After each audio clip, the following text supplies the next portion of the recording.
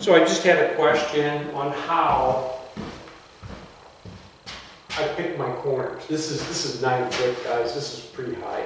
But how I pick my corners and when I run the angle box.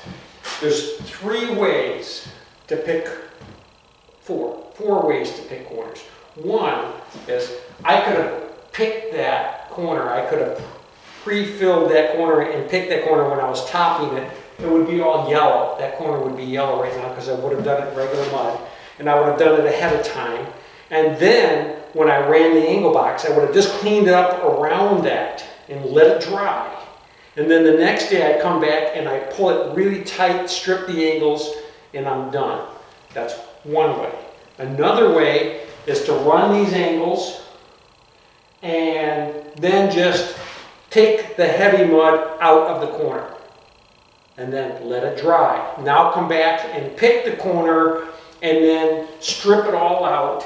And then when you sand, you have to detail that corner out a little bit better, probably with a little mud, a little sandpaper, and a little mud. And then there's the way that I'm doing it right now. I'm going to run these angles. I'm going to pick that corner. I'm going to pick that bottom, and I'll do a close-up on it. And then I will let it dry.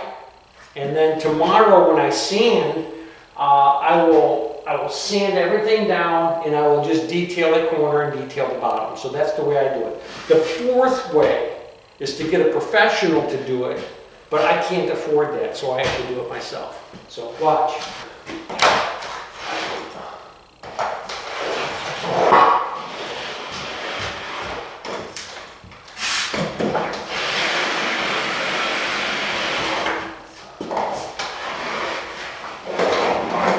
I don't need to go any farther than that because the rest of those angles are done.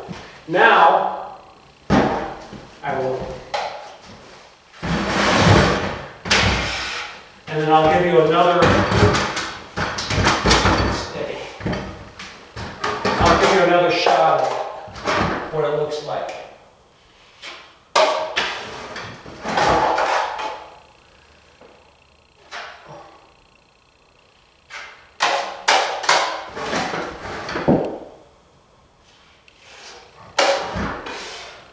Don't play with it too much. Get it to look pretty good. Walk away. Now let me tell you this. If you leave a big flag at the bottom, I did not. But if you leave a big flag at the bottom, you can take this back here and then pick that up later down there. You'll leave a little, some mud down there. So now let me show you how I pick these corners. So I'm here, this is zoomed in. I'm going to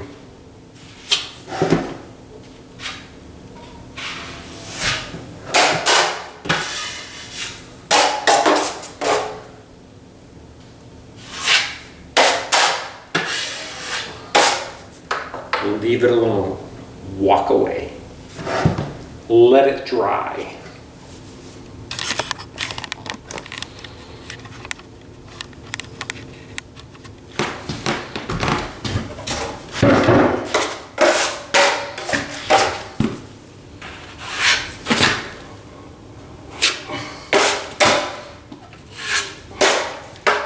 Leave it alone.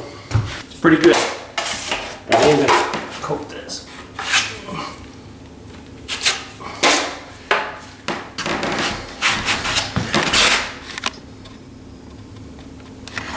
So my philosophy is just get it as good as you can, walk away, let it dry. You can touch it up later. That's all I do. I just get it as good as I can by hand, and the more I do it, the better I get it. And then I just let it dry, and I will be able to touch these up again today. I still have all of the corner bead to run in this house. I have all of the screws to spot. I have all of the seams to cross off. And by the time I get back to touching up these angles, all of them will be dry enough. I can touch them up a little bit, ready to sand. So don't try to do too much. So it's the next day. I wanted to show you these corners. I skimmed them yesterday and I showed you how to pick these corners. So let me show you.